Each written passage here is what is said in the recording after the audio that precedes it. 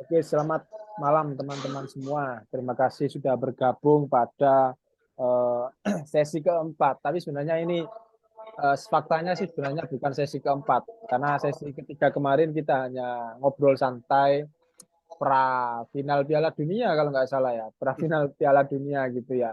Karena mengingat teman-teman yang masih banyak yang berhalangan hadir ya.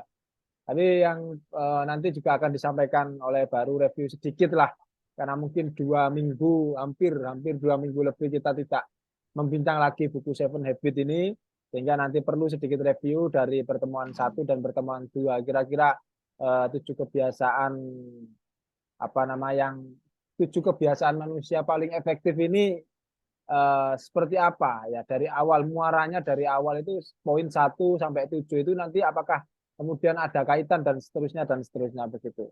Tapi sebelum kita memasuki sesi diskusi, kita perlu check in pada malam hari ini gitu. Pertanyaannya adalah apa yang Anda rasakan hari ini, itu aja yang Anda rasakan hari ini. Oke, mulai dari saya. Eh, saya saya merasakan hari ini suasana sedang dingin-dinginnya ini di Tumpang ini. Sedang dingin-dinginnya, dan saya juga merasakan diskusi final ini ya. Ya kita paksakan final aja. Mungkin yang teman-teman mungkin entah itu bosan atau ada kesibukan lain, ini nanti kan juga direkam gitu ya. Semoga nanti teman-teman juga ada yang menyusul. Ini karena suasananya juga mendukung, dan semoga ini akan tetap menjadi khidmat ya diskusi kita. Oke, geser ke Nuril. Apa yang Anda rasakan hari ini, Ril? Hari ini hari yang melelahkan. Oh, lelah mari lapong. Ora guys, iki lanjut garap kerjaan di Oh, akhir tahun, Cik kerja. kejar Tapi tayang. membahagiakan karena Ada tahun depan cuannya. tahun baru. Oh, tak kira. Oke, sip. Sudah itu aja. Sudah. Dan ini menyempatkan untuk belajar malam ini bersama Mas Bahru. Oke, berikutnya langsung ke Bueng Baru. Gimana? Apa yang Anda rasakan? Foto lo, kaosku karo baru. Iya. Terima kasih. Alia. Halo Alia. Ya, Terima turun-turun ya. kasih. Apa yang saya rasakan hari ini dari pagi sampai siang, terus siang sampai sore dan sore sampai malam beda-beda. Pagi sampai siang kepalaku rasanya lumayan panas karena sehari full ngajar hitung-hitungan. Jadi agak agak final kuliah ya. Jadi ngajarnya kimia analisis dasar 2 minggu pertemuan terakhir sebelum UAS, jadi banyak sekali yang Ya. ngitung-ngitung, itu membuat kepalaku juga ikut panas sekali. Terus siang sampai sore tadi itu ada briefing buat mahasiswa yang akan bantu PMB di Unigoro. Jadi sebenarnya mulutku capek hari ini. Capek Wis, ngoceh sebenarnya.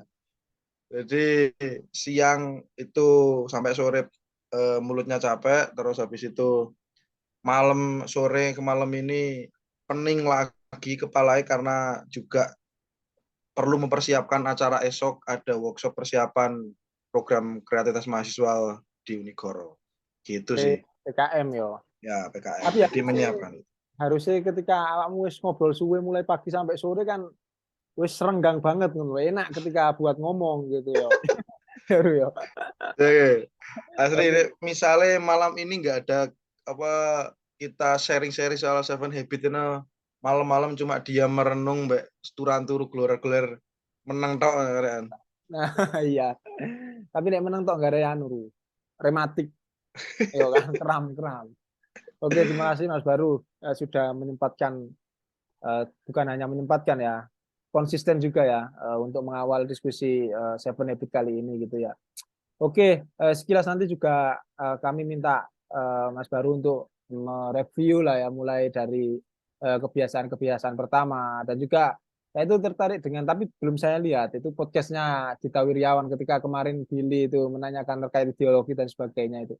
Ada pertanyaan apa perbedaan? Kalau nggak salah itu podcastnya sama Fran Magnisuseno ya. Itu terkait ideologi dan nilai. Itu nanti juga sebenarnya bisa buat pantikan ya dari materi-materi pengantar awal kita yang kemudian membahas apa paradigma nilai, kemudian apa namanya, kemudian juga ditambahi oleh teman-teman terkait ideologi, pandangan-pandangan yang lain gitu kan terkait itu gitu kan, terkait konsep dan sebagainya gitu kan. Itu juga nanti akan menarik ketika nanti kita ada tambahan-tambahan materi yang lain gitu. Kemudian berlanjut pada kebiasaan-kebiasaan lain ya, mulai dari kebiasaan pertama, kemudian kebiasaan kedua, ketiga, dan keempat. Kalau nggak salah terakhir kebiasaan ke berapa Ru yang pertemuan kedua itu? 3 ya? Ketiga. Ini sebenarnya cukup materinya cukup malam hari ini cukup akseleratif gitu ya. Tapi sebenarnya kalau nggak ngatasi, kalau nanti mau pertemuan satu lagi juga oke-oke saja. Tapi nanti kalau memang memungkinkan untuk digas gitu ya oke saja. Yang penting kita lebih interaktif dan lebih gayeng aja gitu. Kira-kira apa yang kemudian bisa kita ambil apa namanya sisi pengetahuan atau sisi positif lain dari materi-materi kebiasaan dari 4 sampai 7 itu. Dan juga saya sendiri, wah ini sebentar. Saya sendiri juga perlu untuk kemudian mereview terkait kebiasaan-kebiasaan itu. Karena mengingat ngomongkan mulai dari kebiasaan bagaimana membangun kemandirian, kemudian setelah mandiri itu membangun ketidak ketergantungan, kemudian membangun kemandirian dan membangun ke apa namanya kesaling tergantungan gitu. Itu memang sebuah step by step, karena saya kira tujuh kebiasaan yang efektif ini saya kira ada saling keterhubungan gitu ya, sebuah siklus, sebuah proses gitu. Jadi tidak terpisah-pisah gitu. Apakah nanti benar seperti itu atau tidak juga bisa disampaikan Mas Baru. 7 kebiasaan efektif ini kalau hilang satu gitu, apakah kemudian menjadi efektif gitu? Atau kalau nggak runtut gitu, apakah kemudian menjadi efektif? Apakah ini sebuah alur yang perlu untuk diruntutkan agar menjadi efektif, atau ini sebuah pilihan saja? Poin 1 sampai 7 ini pilihan untuk menjadi efektif. Oke, biar tidak berlarut, selamat datang Habib Billy yang sedang lapo itu. Halo Bill. Ya, oke ya. Nanti kamu cek out aja, nggak usah check in. Oke, Oh iya, langsung. iki mewong papat dah. Iya, Will. Yang penting itu diskusinya, Will. Bukan berapa orangnya, Will. Kae. Kena sensor itu tak tele YouTube iki. Kau oleh misu, bus. Aku sek mangan rek, engko yo tak balik Yo. nang oma, kok tak sambung mana yo, tak live Oke. yo. Sip. Lanjut, Bill. Yang ngrungokno karo mangan ya, oh iya, Bill. Paketan muntek Pas gitu ya. balik kantor rek. Oh iya. Ya, dipateni sih aja kok paketan entek, Bill. Oke, sip. Langsung aja Mas Baru untuk melanjutkan paparannya. Silakan. Oke. Terima kasih Bung Muiz untuk kesempatannya. Kita bisa sharing-sharing lagi. Agak ini ya, mungkin Nuril juga penting untuk kita kasih tahu dulu apa yang sudah kita bicarakan selama pertemuan kedua kemarin, karena kayaknya Nuril nggak ikut. Namun kalau dimulai dari awal banget, kalau saya ingin review lagi, jadi salah satu hal yang paling penting di pertemuan pertama, dan juga semoga kita masih ingat bahwa yang menjadi titik pembeda antara buku ini dengan buku-buku yang lain adalah soal bagaimana mengelola dan merespon sebuah hal, bahwa kita diajarkan untuk kembali ke dalam, menengok kembali ke dalam. Sebenarnya yang bisa kita kelola adalah diri kita sendiri, bukan sesuatu yang ada di luar kita. Jadi prosesnya adalah inside out. Prosesnya adalah inside out, kita menengok ke dalam, ada protes atau apa, ada situasi yang tidak enak atau tidak menyenangkan, itu kembali ke dalam. Taruhlah misalnya kita diperlakukan tidak baik, pun seperti itu. Ketika kita diperlakukan tidak baik, taruhlah kita mendapatkan dosen. Ini kebetulan beberapa hari yang lalu saya juga sempat sharing tentang ini dengan seorang mahasiswa yang juga penasaran dengan Seven Habits, dan dia curhat dengan beberapa masalahnya. Lalu dengan pendekatan inside out ini coba saya tawarkan cara pandang sebenarnya. Karena kan memang bab 1 itu kan judulnya paradigma ya, dan itu kan cara pandang.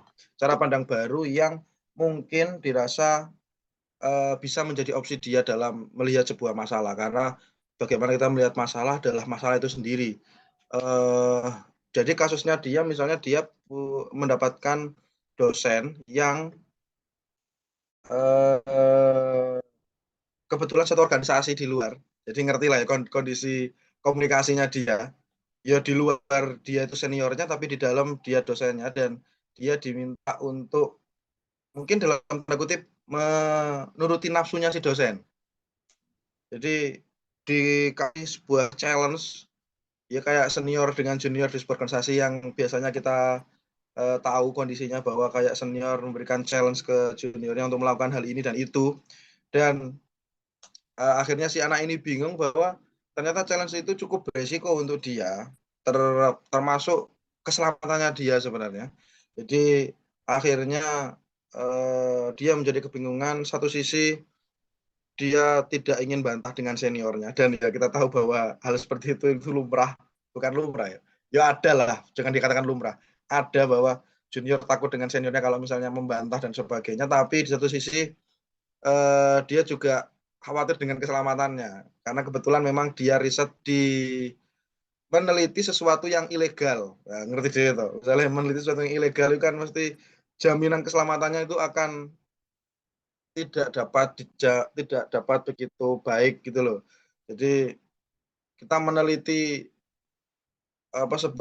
taruhlah kita sebagai orang sains yang kebetulan di sini tiga-tiganya orang sains, cemaran limbah yang itu kita dapat sampelnya itu legal, dengan kita colong-colongan ilegal, itu kan tentu beda. Nah, dia di-challenge untuk melakukan sesuatu yang ngeriset sesuatu yang ilegal itu, jadi dia agak dan saya coba tawarkan bahwa ya kita mulainya bisa dari dalam. Mulai dari dalam, bukan hanya soal merespon wah dia senior saya junior, tapi kadang-kadang kita juga kita perlu mengukur diri. Kita bisa berpikir bahwa oh ya mungkin ini adalah senior saya di luar dan dosen saya di dalam kampus itu pengen saya naik level, jadi risetnya tidak cuma riset ecek-ecekan aja. Kita juga bisa berpikir seperti itu. Itu kan datang dari dalam diri. Kesadaran itu datang dari dalam diri. Atau memang karena kita sudah memilih bahwa kayaknya enggak perlulah sampai seperti itu, karena keselamatan juga penting, dan dia juga perempuan satu-satunya di keluarga, kecuali setelah ini ibunya ya, di saudara-saudaranya itu dia perempuan satu-satunya, sehingga keselamatannya dia juga penting untuk keluarganya, jadi nggak nuruti nafsunya. Nah itu kan kesadaran yang muncul dari dalam, sehingga sekali lagi itu adalah cara pandang kita melihat sebuah persoalan yang kita hadapi. Oke, lalu saya perlu tunjukkan ini pada Nuril terutama, bahwa setelah kita mencoba men-switch paradigma itu, setelah kita mencoba berpikir dari dalam keluar, bahwa kita fokusnya adalah sesuatu yang bisa kita kendalikan saja, tidak yang kita pedulikan, yakni diri kita, dan kalau orang-orang di sekitar kita yang berada di dalam lingkaran pengaruh kita, kalau kapasitas kita sudah meningkat, kita masuk ke dalam 3 tahapan ini, bahwa kita sebagai manusia itu diawali dari posisi ketergantungan. Ya seperti kita sebagai seorang anak kan, itu ya mula-mula pasti ketergantungan, ya tergantung pada ibu, tergantung pada lingkungan dan sebagainya. Lalu kita beranjak menjadi manusia yang mandiri, dan yang terakhir menjadi manusia yang saling tergantung. Pertemuan kedua kita sudah berbicara tentang habit 1, 2, dan 3, menjadi proaktif, memulai dengan tujuan akhir, dan dahulukan yang utama. Ketika menyinggung tadi apa yang ditanyakan Muiz juga, apakah kita bisa pilih satu saja atau harus semuanya, ataukah ini harus tidak urut, atau boleh loncat-loncat, atau harus urut? Sebenarnya yang bisa saya sampaikan adalah bahwa kalau yang dikatakan Stephen Covey, setelah misalnya kita tes dari ketujuh elemen ini mana yang paling tidak kuat di diri kita, kita fokus memperbaiki yang tidak kuat itu dulu. Misalnya jadi gini, teman-teman kalau misalnya pengen tes itu ada tempatnya. Jadi Dan ini gratis. Teman-teman bisa melakukan tes itu secara gratis. Jadi dari 7 habit ini mana sih yang sebenarnya paling kurang di diri teman-teman dan membuat hidup teman-teman tidak efektif, itu bisa dicek. Nah, kebetulan kemarin saya sudah pernah nyoba dan hasilnya bahwa ada satu habit yang saya paling kurang, dan kata si Stephen Covey adalah kalau tahu seperti itu perbaiki itu. Artinya dari sini saya dapat menarik apa yang dimaksud bahwa kalau bisa memang semuanya, jadi tidak hanya proaktif, tapi benar-benar menjadi mandiri adalah ketika kita bisa mengkolaborasikan antara menjadi proaktif, memulai dengan tujuan akhir dan dahulukan yang utama, karena itu fungsinya beda-beda.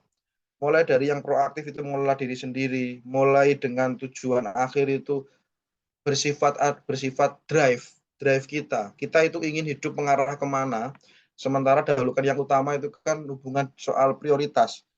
Nah, ini kadang-kadang di budaya timur tantangannya luar biasa untuk yang dahulukan yang utama, karena kita menjadi manusia yang tidak enakan. Apa-apa diiyani, dijak rene iya, dijak rono iya. Ya, mungkin ini pernah kita alami ya, Bung, bahwa kita digebuk tulis, ayo, di Gus Durian, ayo, ya, perempuan bergerak, ayo, gawe Betul. Oh, gubuk. aku ya wedi ketika Nuril, Ril, kayak gini Ril. Oh, siap. Oh, no. Nah, Ternyata ya ada gubuk diskurs. rasa, waduh, gak enak aku karo Mas Muiz, ya mungkin ya, ataupun Iya, sih gitu. Itu bisa ya gubuk curhat sih itu. diskurs, ayo ngono kan. Nah, Jadi ketika Nuril menggerakkan perempuan bergerak, ada nggak rasa gitu, ngono, maksudnya ngono. Kan bisa sharing itu nanti kan? ya, oke, nanti Nurul bisa sharing. Saya coba ulas sedikit aja ya soal Oke. ini. Jadi seperti itu, Bung, bahwa pada saat tahun-tahun 2015, 2014, 15 dan 16, mungkin sampai 17, di mana kita, ya saya, Muiz, Ipung, Billy sedang berkumpul di Malang. Itu kan sebenarnya hidup kita tidak terlalu efektif karena kita tidak bisa mendahulukan yang utama. Karena kok habis digarap ngono loh. Bahkan sampai janjane aku ki sopo gitu loh. Gus Durian yo iya, Gubuk Tulis yo iya. Akhirnya sekarang Gubuk Tulis dianggap sebagai lembaga dalam Gus Durian. Aku rada mempermudah definisi, tapi kita capek sebenarnya, kita capek.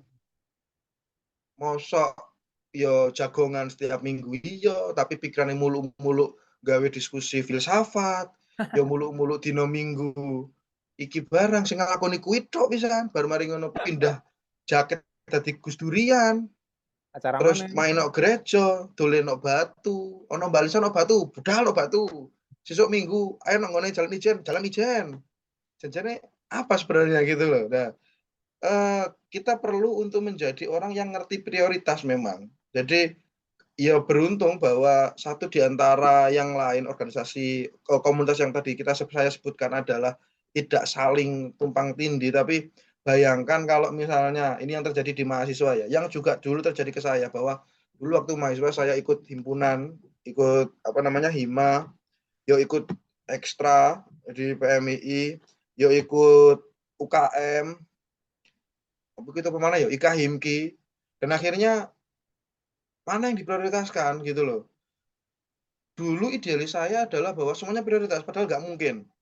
Akhirnya ya mau nggak mau akhirnya mengerucut bahwa hidup saya lebih total di Himki dan Hima, sementara di PMI ya sekedar bantu Muiz ngeramuti kader-kader toko kimia dewe lah. Cuma akhirnya itu dok, dan kalau semuanya tak lakukan wah ya bisa mati sebenarnya.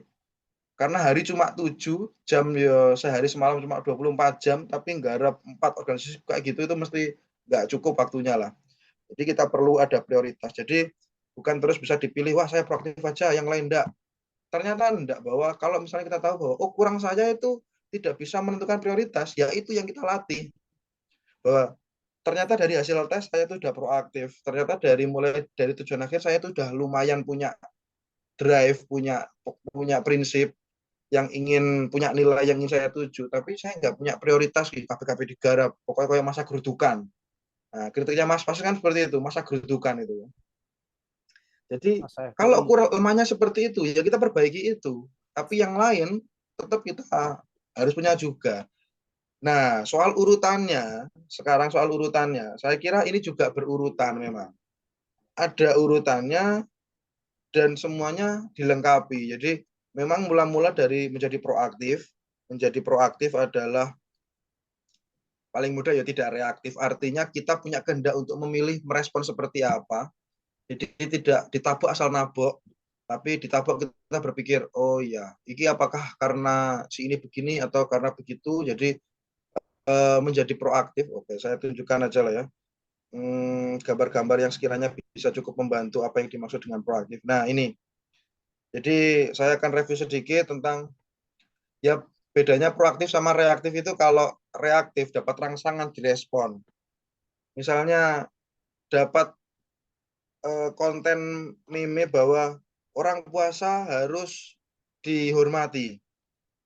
Lalu dengan membaca itu kita dapat rangsangan bahwa oh ternyata ada warung yang buka. Respon kita adalah menutup, kamu harus menghormati saya. Nah, itu adalah reaktif atau bahasa yang sering kita gunakan adalah kobongan. Mudah sekali disulut api, mudah seperti jerami kering lah. Itu reaktif. Sementara proaktif adalah menghargai anugerah yang paling besar dari Tuhan, yakni soal akal budi dan pikiran.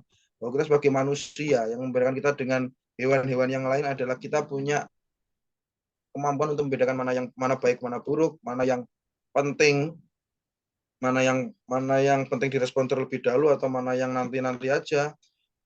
Kita juga bisa membedakan banyak hal, mulai dari kesadaran diri. Misalnya gini, kesadaran diri itu termasuk bahwa ketika kita tersinggung dengan seseorang, itu kan misalnya ada orang nyeletuk guyon, itu kan rangsangan.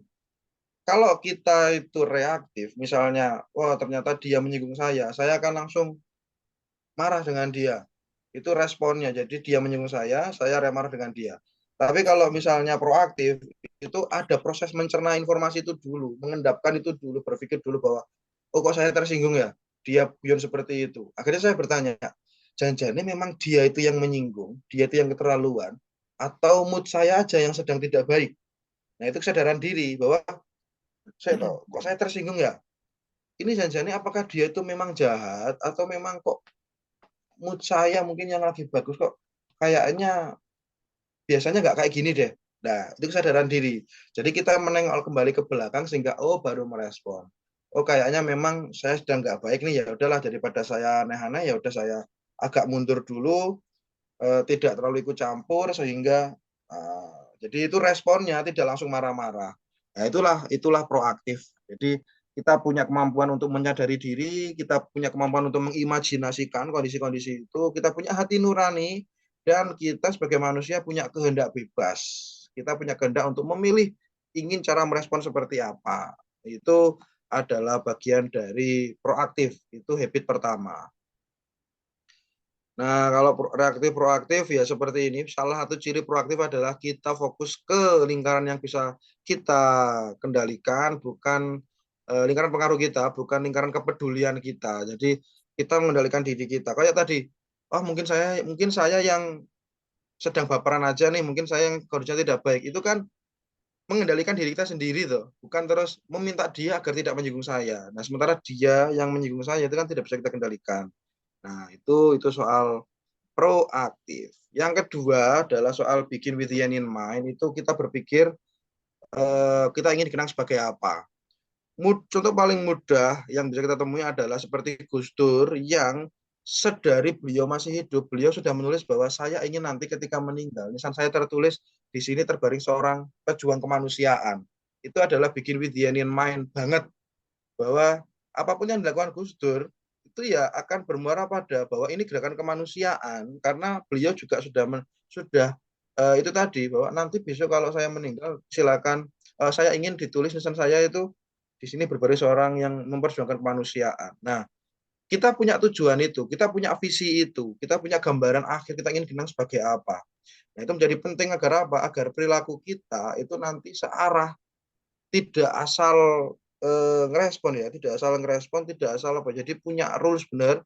Kalau teman-teman di Gus Durian ya punya 9 nilai itu yang sebagai pegangan, core-nya sebagai pegangan yang bisa kita jadikan kayak masa orang yang mendaku dirinya memperjuangkan kemanusiaan berlaku seperti ini, kayaknya enggak deh. Akhirnya, oh ya udah. Masa orang yang mendaku dirinya mengamalkan kearifan lokal kayak gini perilakunya, kayaknya enggak deh. Nah, gitu. Jadi kita tahu sesajen di gunung, kok misalnya keimanan kita mengatakan bahwa itu adalah musyrik, syirik. Kalau kita mendaku bahwa kita punya nilai kearifan lokal, kita punya kesadaran bahwa kalau toh ini syirik, kan ini ada dimensi budaya toh. Jangan-jangan ini tuh bagian dari kearifan lokal itu. Jadi ada proses mikir dulu. Nah, itu kan kolaborasi antara proaktif dengan bikin with the end in mind. Ada sesuatu yang menjadi harapan kita di akhir ingin dikenang sebagai apa. Nah, kayak gitu. Jadi itu bikin with the end in mind, sesuatu yang ada di paling dalam kita, yakni prinsip yang ada di dalam hati kita. Sementara yang ketiga adalah put first thing first, yakni tadi memilih prioritas. Ini kuadrannya. Saya masih ingat ini adalah check-in yang Muiz tanyakan ke peserta-peserta di pertemuan kedua, bahwa milih mana antara penting atau urgent, important, penting atau genting, gitu. Jadi milih mana, bahwa kalau kondisinya adalah ya important, ya urgent, itu adalah sesuatu yang harus kita dahulukan. Jadi kita bisa memilah-memilih. Itu kuadran 1 itu. Harus kita lakukan saat ini. Ya important, ya urgent. Kayak misalnya ya, Muiz itu taruhlah misalnya adalah koordinator Gus Durian Malang. Ini misal ya, koordinator Gus Durian Malang. Dan Gus Durian Malang sedang haul. Sementara Muiz juga punya istri yang sedang hamil tua. Jadi kondisinya adalah Muiz menjadi koordinator Gus Durian Malang, sedang acara haul Gus Dur, dan istrinya sedang hamil tua. Tiba-tiba istrinya kontraksi. Apakah Muiz akan tetap di haul atau meninggalkan haul dan mengantar istrinya ke rumah sakit? Nah, itu bisa cek di sini. Mana yang kategorinya adalah important dan urgent? Melahirkan itu important dan urgent, atau important tapi not urgent? Atau not important tapi urgent, atau bahkan tidak keduanya. Nah, itu kita bisa timbang bahwa oh ternyata melahirkan itu ya important ya urgent, ya penting ya genting. Tapi haul itu nggak genting, tapi penting tapi nggak genting, sehingga itu kuadrannya bukan kuadran 1. Sehingga untuk orang yang bisa seperti ini ya dia akan tetap pulang untuk mengantarkan istrinya babaran daripada tetap nunggui haul tadi itu. Seperti itu kondisinya. Nah, kuadran-kuadran ini akan membantu kita menentukan mana yang harus didahulukan. Gambarannya sih, kalau kita ingin mengisi sebuah tong dengan bola yang ukurannya itu ada yang besar, ada yang kecil, paling mudah adalah masukkan dulu bola besar, dan bola kecil-kecil itu nanti akan mengikuti dan masuk ke sela-selanya. Jadi bukan kita masukkan masalah-masalah kecil dulu, tapi yang besar nanti dimasukkan belakangan, dan itu sudah barang tentu tidak akan muat semuanya. Itu soal bikin with the end in, itu soal put first thing first. Soal kita fokus mana yang prioritas. Nah, sekali lagi ini adalah sesuatu yang sangat menantang untuk orang dengan karakter budaya timur yang tidak enakan ini. Diajak Rene ya budal, diajak Rono ya budal, sampai gak ngerti.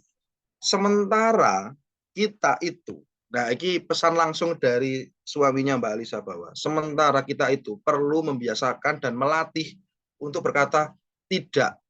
Artinya menolak sebuah ajakan itu sesuatu yang wajar. Bahwa kita bisa menimbang. Pril, ayo Rene. Itu siapapun yang ngomong, entah itu Muiz, entah itu Billy, entah itu Ipung, atau siapapun, senior-seniornya Nuril ya. Dia perlu menimbang bahwa kalau saya lakukan ini kira-kira akan mengganggu gak dengan agenda-agenda saya. Itu penting untuk dicek. Sehingga, oh ternyata nggak bisa. Boleh loh kita ngomong tidak itu. Sorry mas, nggak bisa. Itu boleh dan itu wajar. Nah itu perlu kita latih seperti itu kadang, karena ada beberapa di antara kita yang ngomong enggak itu sulit, enggan, atau ya karena nggak enakan, itu nggak enakan banget jadi dilakoni kabeh. Akhirnya ya wis waktu ini entek untuk mengurusi hal yang kecil-kecil itu, sementara kita punya sesuatu yang lebih besar yang harus kita prioritaskan. Itu. Nah, ketika 3 itu sudah kita miliki, lalu kita masuk ke bank emosi. Yang kemarin sudah kita bicarakan juga bahwa kita itu sudah satu dengan orang lain itu punya bank emosi. Kita bisa menyetor dan kita bisa menarik.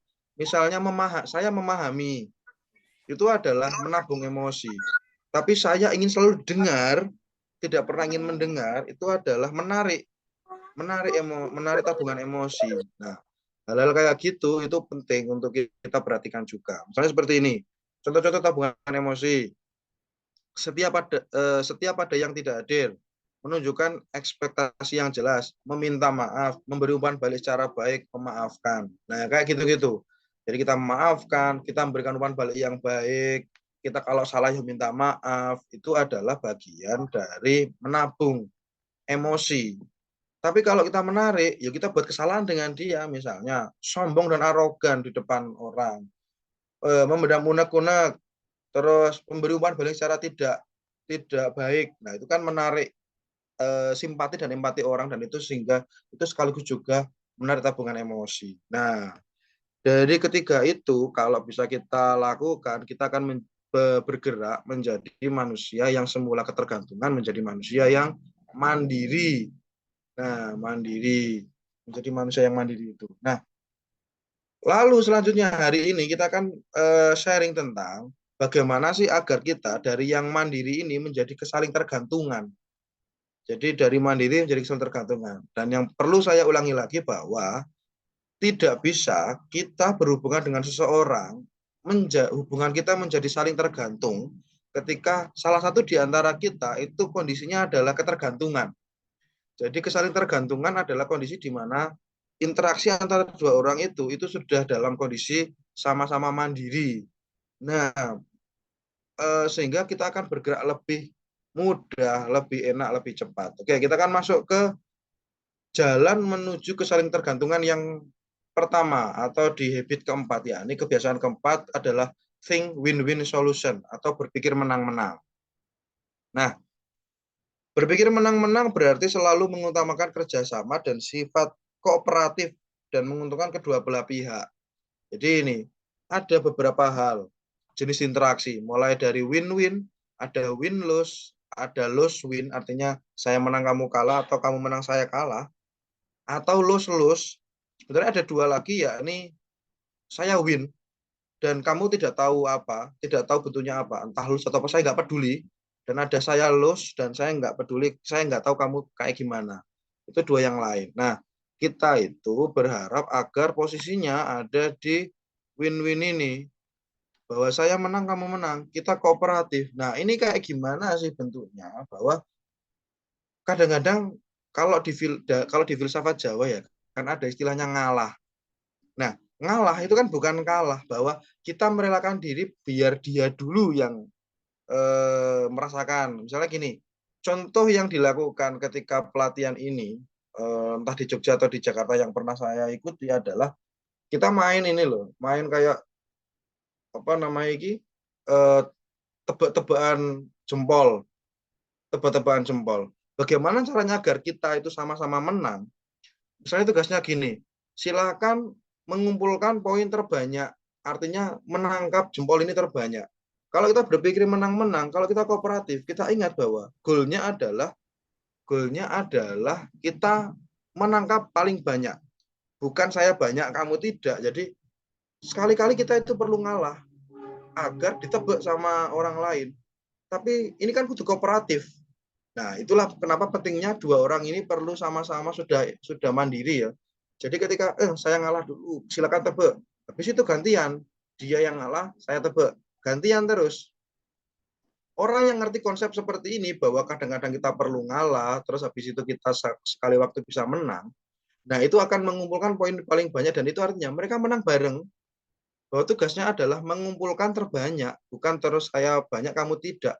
Kalau bisa gantian seperti ini, nah, misalnya kasih waktu 10 menit, bisa ini lebih dari 60 kali menang.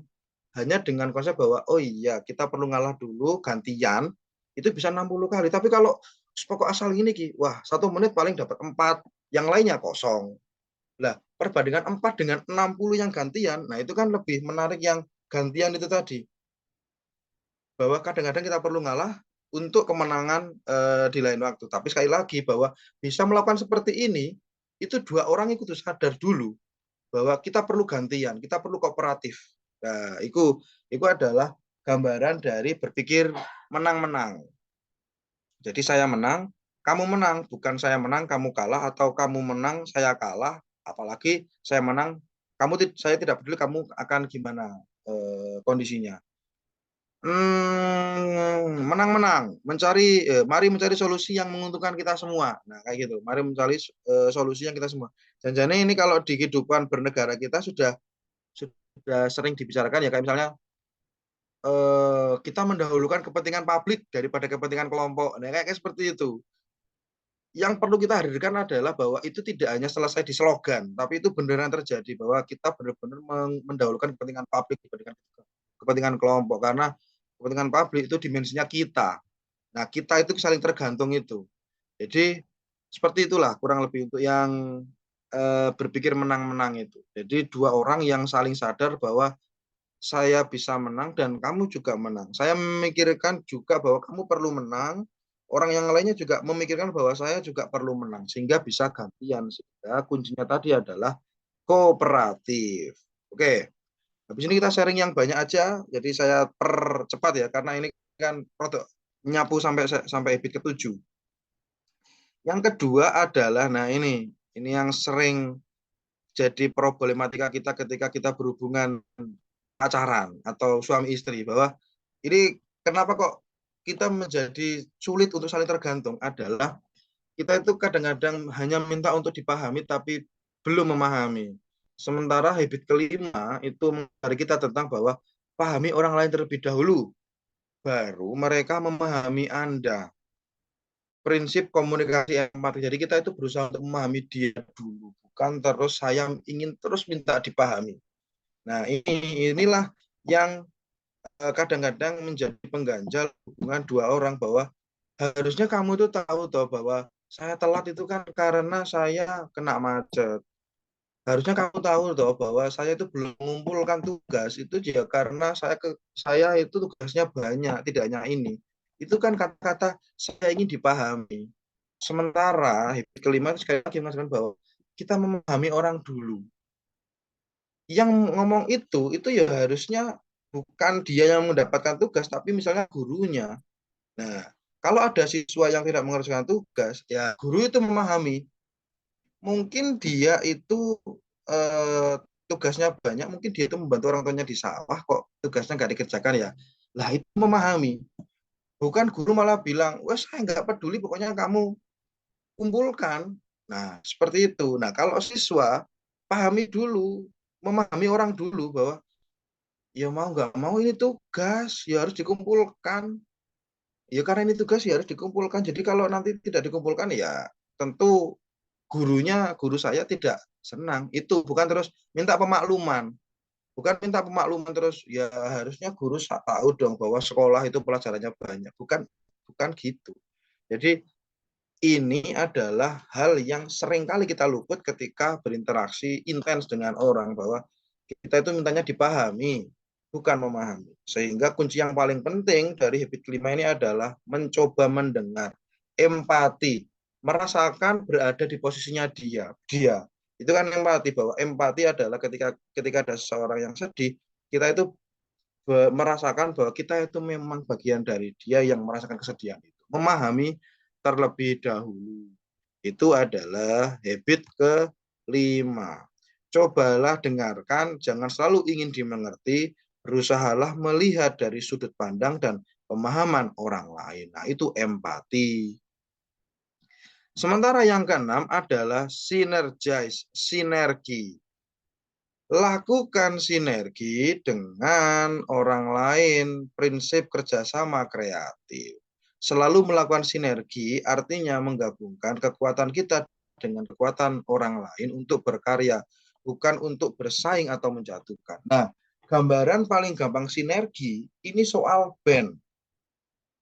Kalau kita melihat band ya, band itu masih amatir bandingkan dengan band yang profesional. Itu yang paling membedakan di antara mereka adalah soal sinergitas. Kayak misalnya gini, band amatir itu keegoan bahwa saya harus tampil lebih dari yang lain itu tinggi. Berarti kalau sing melodi pengen sone kenceng, sing drum pengen di highlight, vokalnya pengen disorot lampu terus, ritme dan bassnya pengen dipahami bahwa mereka itu penting untuk sebuah band, kayak gitu. Sementara kalau band yang sudah pro, itu ngerti takaran, oh ternyata melodinya, oh butuhnya segini. Kalau saya terlalu kenceng, nanti vokalisnya kalah. Nanti vokalisnya itu juga akhirnya sadar bahwa saya volumenya perlu segini. Jadi kalau nanti saya terlalu kenceng atau terlalu bawah, nanti malah kependem sama yang lain. Nah, itu sinergi bahwa vokal itu penting, drummer itu penting, keyboardis itu penting, gitaris itu penting, bassis itu penting. Tapi yang perlu dicari adalah titik temu, kerjasama kreatif. Bahwa tidak ada satu ego yang merasa harus lebih ditinggikan, karena saya ini vokalis bahwa saya harus di-highlight terus, karena saya ini pemain melodi bahwa saya harus kena sorot lampu terus. Enggak seperti itu. Bahwa semua instrumen itu tujuannya adalah mengenakkan lagu. Nah, itu sinergi. Pun sama dengan kita di organisasi misalnya. Saya pandainya adalah misalnya pandai persuasi, tapi saya nggak terlalu jago ini untuk apa namanya membuat konsep. Wah, dari kata gitu ya, saya jangan bagian yang kayak SC ngono kuwi, ojo macak-macak. Kalau gitu saya SC yang senior ya, gak kayak gitu. Jadi kalau tugas saya persuasi ya tahu diri lah. Oh berarti saya pasnya ya di humas misalnya, ya kayak gitu. Jadi tahu dirinya, tahu skillnya di mana, dan saya bisa memberikan kontribusi apa di rumah ini, kayak gitu ya. Tadi ada yang pilih titik temu. Nah itu. Nah, hal kayak gini ini juga yang menjadi kritik. Kenapa kok banyak organisasi itu yang kadang-kadang tidak maju karena tidak menempatkan orang sesuai dengan kapasitasnya. Bahwa kayak gini, ada loh organisasi itu yang kalau ngomong sekretaris dan bendahara itu seolah-olah harus perempuan. Bahwa kenapa kok bendahara itu perempuan? Karena perempuan itu lebih primpen. Karena perempuan itu pelit. Kenapa sekretaris itu harus perempuan? Karena dia itu nyatetnya teliti. Nah itu kan labeling-labeling yang kadang-kadang nggak benar juga, bahwa ternyata ada loh laki-laki, ternyata lo ada perempuan yang memang kemampuannya itu ya di sana. Jadi nggak harus berbasis kelamin seperti itu, bahwa kalau kamu pintar mengelola acara, ya jadilah si acara. Ya, kalau kamu misalnya pintar mengelola keuangan, ya jadilah bendahara. Ini nggak mandang kamu itu laki-laki atau perempuan, kayak gitu. Terus tahu kapasitas, jadi harmoni, kerjasama kreatif, sinergi. Nah, itulah bahwa kita sadar bahwa kita itu punya kelebihan, tapi kita juga harus tahu bahwa kita itu kelemahannya di mana nih. Oh, terus seolah-olah pengen kuno. Jadi itu yang penting untuk dilakukan agar kita itu menjadi manusia yang saling tergantung. Jadi saling tergantung di sini karena ini sudah habit ke-6. Jadi kayak misalnya gitaris apakah bisa sendiri? Ya nggak iso. Dia tetap ketemu ritme agar ada iramanya. Itu kan saling tergantung ya akhirnya ya. Apakah vokal bisa sendiri? Ya gak iso. Vokal bisa tetap butuh pemain band. Kalau gak ada pemain band ya boring. Hanya mendengarkan vokalis ngomong sendiri. Nah itu kan, itu saling tergantung. Itu sinergi. Gambaran paling mudahnya ya ngeband itu tadi. Jadi nggak ada ego yang harus lebih tinggi daripada yang lain. Semua ada cocokan masing-masing. Nah itu sinergi. Nah kalau ketiga itu sudah bisa kita lakukan, saya coba kembali ke sini. Kalau ketiga itu bisa kita lakukan, ya. Nah, kita akan menjadi manusia yang saling tergantung. Bahwa dengan modal pribadi menjadi manusia yang proaktif, mulai dengan tujuan akhir dan mendahulukan yang utama dan membuat kita menjadi manusia yang mandiri, bahwa dia punya prinsip, dia tidak mudah goyah, dia bisa memikirkan dan dia berkehendak bebas. Setelah itu, ketika dia berinteraksi dengan orang lain, dia berpikir menang-menang. Terus habis itu dia mencoba memahami lebih dahulu, tidak selalu ingin dipahami dulu. Dan yang terakhir adalah sinergi. Tidak ada satu ego yang harus lebih tinggi daripada ego yang lain. Ketika tiga ini berkelindan dan itu akan muncul kondisi yang saling tergantung. Bahwa kondisinya adalah saya bisa sendiri, kamu bisa sendiri, tapi kalau saya dan kamu berkolaborasi, kita akan menjadi kelompok yang sangat luar biasa. Saling tergantung, bahwa kekuatan saya ketika digabungkan dengan kekuatanmu, itu akan konstruktif, menjadi kekuatan yang semakin besar dan kuat. Nah, seperti itu. Nah, untuk membungkus itu teman-teman, nah ini yang terakhir, pertemuan yang final itu, untuk membungkus itu ada yang namanya habit ke-7, yakni sharpen the saw atau asahlah gergaji. Oke, kita posisinya sudah saling tergantung ya. Posisi habit ke-7 ini adalah untuk nge-refresh sebenarnya. Bahwa kenapa sih, ini contoh ya, kenapa sih kok Seknas itu sidi-sidi nggak pelatihan leadership? Kan gitu tuh, misalnya Seknas Gus Durian itu kan kalau ke daerah, kenapa sih kok leadership? Emang Billy nggak ngerti soal leadership? Emang Ibu nggak ngerti soal leadership? Ngerti. Tapi kenapa kok diberikan? Ini adalah proses sharpen the saw. Mengingat kembali, merecall, mengasah gergaji, melakukan refleksi pada sesuatu yang baru. Itu yang penting dilakukan. Jadi Seknas kok sidik-sidik leadership neh. Aku karo muis diundang nang nggone Jogja ya materi ini. Uwin neh. Ini adalah bagian untuk mengasah gergaji, terus gitu. Jadi kita bisa bayangkan bahwa kalau kita kerja, asal kerja, serokolan, itu ya hasilnya lama. Sementara kalau kita sadar bahwa, oh ini ada kayu, kita coba pikir dulu ukurannya berapa, gergajinya ini cukup atau tidak, oh ternyata gergajinya cukup, kita lihat apakah dia tajam atau tidak, oh ternyata tidak tajam. Ya kita asah dulu, sehingga kerja kita lebih ini lagi, lebih bagus lagi. Nah, itu sharpen the saw. Jadi mengasah gergaji. Mengasah gergaji itu termasuk healing. Karena kita nge-refresh pikiran kita nge-refresh kemampuan kita dalam menganalisis, kita merefresh kemampuan kita dalam berpikir, kita menambah pengetahuan kita, itu sharpen the saw. Itu semuanya menambah kapasitas kita. Kita baca buku, itu sharpen the saw. Kalau healing kita itu mendengarin musik, itu sharpen the saw. Kalau misalnya healing kita adalah pergi ke tempat yang hijau-hijau, itu sharpen the saw. Kalau misalnya dengan berdiskusi membuat kemampuan komunikasi kita semakin baik, itu sharpen the saw. Kalau kita perlu ketenangan dan kita butuh istirahat, yaitu sharpen the saw. Jadi kita perlu membungkus ke-6 habit itu dengan selalu mengasah. Termasuk misalnya ketika kita sudah ngaji ini, kita sudah berbicara tentang 7 habit. Sebulan, 2 bulan, setahun, kita coba baca lagi, kita coba ingat-ingat lagi, kita coba lihat gambarnya. Itu adalah bagian dari 7 days. Oh ternyata kayaknya bagian put first thing first-nya ini saya agak kurang. Nah, mengasah kembali. Mengasah gergaji.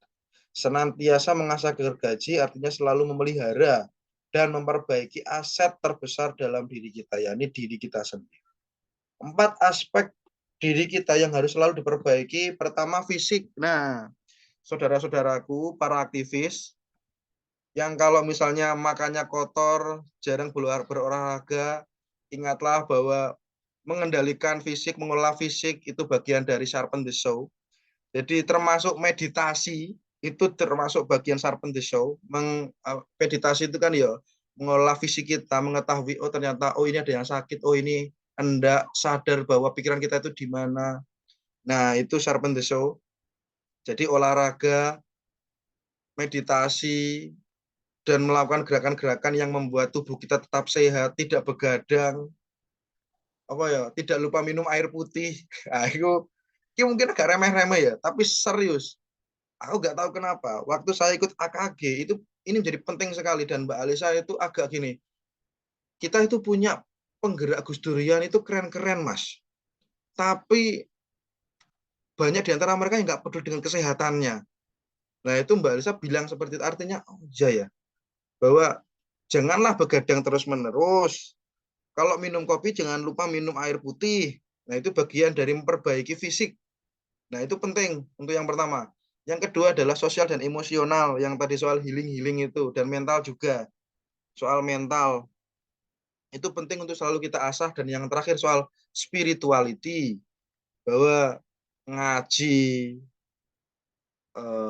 sholat, beribadah itu penting untuk kita lakukan karena mengupgrade spiritualitas kita, bahwa kalau di teologi Islam ya iman itu naik turun. Nah, kita itu perlu untuk menjaga agar iman kita itu tetap naik. Itulah pentingnya agar kita itu tetap ngaji dan sebagainya. Sehingga itu Bapak Ibu, saya tidak perlu ngomong terlalu lama. Ini sudah hampir 40 menitan kali ya saya ngomong, dan ini sudah menyapu sampai ke habit ke-7, Bung Muiz. Saya kira itu yang perlu saya sampaikan untuk pertemuan kali ini. Jadi saya kira sudah lengkap ya, bagaimana kita mendaki ke kesaling tergantungan dan dibungkus dengan mengasah gergaji dari 4 aspek itu, dari fisik, mental, spiritual, dan apa mas satunya ya? Aku lali ya. Sosial, emosional. Akui. Sosial, emosional. Ya. Itu Bung Muiz, terima kasih. Kita sharing-sharing aja bagaimana kondisi organisasi kita. Kok kayaknya belum saling tergantung. Itu kira-kira bolongnya di mana? Sebenarnya bolongnya kurang minum air putih. Jadi saya gagal fokus gitu. Saya minum dulu. Padahal yang narasumbernya baru. Seperti itu Bung. Mari kita saling cerita saja. Oke, sekali lagi terima kasih pada teman-teman yang gabung ya. Ada Mas Permadi, Alan, Billy, Nuril, dan lain-lain gitu. Lain-lainnya ya saya kan baru maksudnya. Oke, tadi sapu bersih ya. Mulai review habit 1 sampai 3, yakni menjadi proaktif, mulai dengan tujuan akhir, kemudian memilih prioritas. Ini bagian dari kemandirian pribadi atau mungkin kemenangan pribadi gitu ya. Yes, ketika saya bisa melakukan 3 hal ini, saya akan menang secara pribadi. Mungkin diri kita menjadi lebih nyaman, menjadi rileks, menjadi tenang gitu kan. Ketika melakukan 3 kebiasaan pertama ini gitu ya, menjadi proaktif, kemudian memulai dengan tujuan akhir. Tadi yang diceritakan baru, oh Gus Dur sudah mendeklar dirinya semasa hidupnya ingin ketika nanti meninggal gitu di batu nisannya ditulis kemanusiaan. Ya, orang yang terbaring di sini adalah kemanusiaan, orang yang peduli terhadap kemanusiaan gitu. Kemudian memilih prioritas gitu ya. Memang ini mungkin teman-teman yang di sini ya pernah menjalankan organisasi ataupun tidak perlu jauh-jauh menjalankan organisasi ya, menjalankan aktivitas dirinya sendiri gitu ya. Entah itu misalnya Nuril gitu yang basicnya eksak, antara nggarap laporan atau kemudian pacaran gitu kan, atau namanya berorganisasi, mana yang kemudian menjadi prioritas, itu seringkali kerap kali bimbang, bingung gitu. Ternyata ada loh kemudian memilih prioritas itu menjadi kebiasaan yang efektif nomor 3 gitu ya Mas Baru ya. Kemudian setelah itu muncullah kemudian sebuah istilah kemandirian. Jadi menjadi orang yang tergantung ya, memiliki ketergantungan ya kan. Mungkin kecanduan rebahan ya kan. Ketergantungan ini kan bagian mungkin candu dengan hal-hal yang tidak efektif ya, hal-hal yang dibawanya efektif ini ya, yang bang emosinya itu menarik gitu ya, yang mungkin sering emosinya sering kali negatif gitu. Nah ini kita menuju kemudian pada proses kemandirian yang ada 3 efek, tiga kebiasaan efektif tadi: proaktif, mulai dengan tujuan akhir, dan memilih prioritas itu. Kemudian ada empat efektif lagi gitu berikutnya yang kemudian untuk mencapai sebuah kemenangan publik, kemenangan bersama, kemenangan kolektif gitu ya. Ada kebiasaan berpikir menang-menang gitu ya, berpikir menang-menang. Kemudian memahami orang dulu ya kan, kebiasaan mendengarkan. Soalnya kayak teman-teman yang lain gitu yang mungkin yang lain ya mungkin yang masih semangatnya mirah-mirahnya gitu ya, membara-membaranya itu wes kawan iki nyocot tok gitu. Saiki aku ae sing ngomong ya, bla bla bla. Pokoknya gak intine gak gelem ngrungokno wong liya gitu ya. Gak mau mendengarkan orang lain. Yang ini omongannya digatekno atau diperhatikan oleh orang lain. Pengennya ngono terus gak pengen ngrungokno. Kemudian yang keenam ada sinergi ya, sinergitas. Sinergitas ini yang kemudian koneksi ya, interkoneksi satu sama lain gitu ya mungkin. Sehingga dari beberapa efektif lain itu kemudian menjadi sebuah kekuatan. Dan yang terakhir yang tidak kalah penting adalah salah gergaji gitu ya. Sebuah pengetahuan, sebuah kebijaksanaan, sebuah pengalaman-pengalaman seperti ini itu penting untuk di refresh ya, istilahnya baru healing. Ya refresh itu tidak harus kemudian ndelok misalnya pengen ngerti apa namanya, pengen memahami atau mendalami Seven Habits lagi, kemudian nanti buka YouTube apa namanya, lihat tayangan ini lagi, nggak harus juga gitu kan. Atau bisa misalnya merefresh dengan baca buku, merefresh dengan nonton film, merefresh dengan oh ya karena capek ya istirahat dan sebagainya begitu. Oke, itu mungkin yang bisa saya review dari paparan baru karena saya bukan narasumber gitu. Oke, berikutnya kita langsung tanya jawab, sharing atau apalah yang mungkin bisa diceritakan. Silakan bagi teman-teman saya buka Ini aja, Bung. selebarnya. Saya Gimana, kira gimana? mending sharing aja Oke. tentang bagaimana kondisi komunitasnya yang Ya, dulu ya. atau sekarang dialami.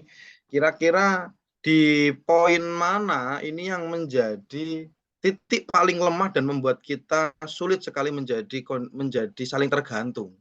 Ya, Itu aja ya. dulu coba. Kita mencoba Oke. refleksi melihat. Menarik. Tak tampilkan aja ya biar teman-teman ngerti Polanya, ya silakan. Ya, jadi saya ke-7 habit-nya tadi. ya ditampilkan aja. Yang piramida bolak-balik tadi itu. Ya, ini ya. Ya. Atau mungkin tidak perlu komunitasnya. Ternyata dari kita yang hadir misalnya, oh ternyata saya ini orangnya masih tergantung gitu. Kalau berarti kalau masih tergantung tidak bisa kan ngomong kemandirian atau kemenangan publik gitu ya, Ru ya. Ya. Ya. Ya, silakan yang mau berbagi. Baru Nuril, Kapogi, Permadi. Silakan saja. Kita sharing aja biar semakin banyak interaksi ya antara kita. Silakan. Siapa saja deh. Gitu. Karena saya kira paparan dari baru ini sangat jelas ya bagaimana 7 habit ini yaitu levelnya mulai dari bawah ya ketergantungan, kemudian menjadi mandiri dan menjadi saling tergantung gitu. Nah, kalau istilah wong saiki kan kolaboratif gitu kan. Ya, aslinya kan poin 6 ini sinergi itu. Sinergi kemudian yang endingnya adalah 7 ini. Mengasah gergaji ketika sudah settle gitu kan. Racikannya sudah pas ya kan, keterikatannya sudah ikatan kovalen komplek ya Ru ya. Kalau di kimia sangat kuat gitu kan. Ya, yes, tinggal di ini biasa lagi. Silakan. Apa yang ingin sharing? Mungkin Nuril ingin berbagi pengalamannya menjadi ketua apa namanya gue perempuan bergerak. Ya, perempuan bergoyang. Ayo. Perempuan bergoyang. Nah, sekaligus sekarang menjadi apa lagi? Mengelola dinas sosial Situbondo Bondowoso. Iya, ngeri, ngerah istilahnya. Silakan Nuril. Mau sharing? Emot malah. Halo guys, ini suaranya masuk ya? Nggak tak Masuk, hidupin. masuk.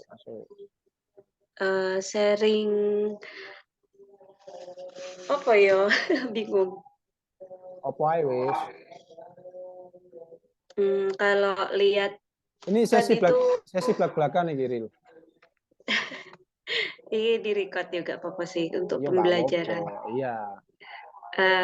Kalau melihat dari pengalaman selama ini gitu ya, dari anggaplah di Gubuk Tulis sama Perempuan Bergerak sekitar 3 tahun terakhir, memang sih tadi itu ada bagian yang menarik gitu dari perbincangannya Mas Muiz sama Mas Bahru terkait apa ya, terkait kondisi, entah itu kondisi di komunitasnya ataupun di masing-masing individu, terlepas itu Perempuan Bergerak, Gubuk Tulis ataupun Gus Durian, itu mungkin kalau dari Nuril pribadi itu kayak kelihatan ada polanya gitu, Mas.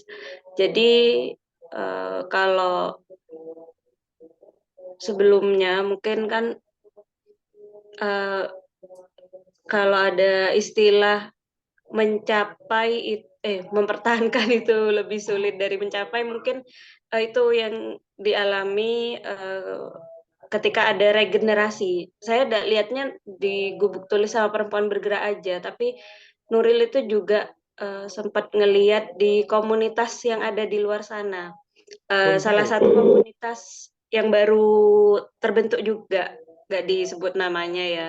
Jadi memang di awal komunitas itu terbentuk sama, jadi aktif, kemudian diskusi, ngadain pelatihan, terus konten-konten gitu, dan itu menarik banyak. Ya sama kayak dulu, kayak di Gubuk Tulis ketika ngadain SL1 kemudian SL2 itu kan followers atau apa katakanlah yang mengikuti kegiatan itu banyak. Nah, itu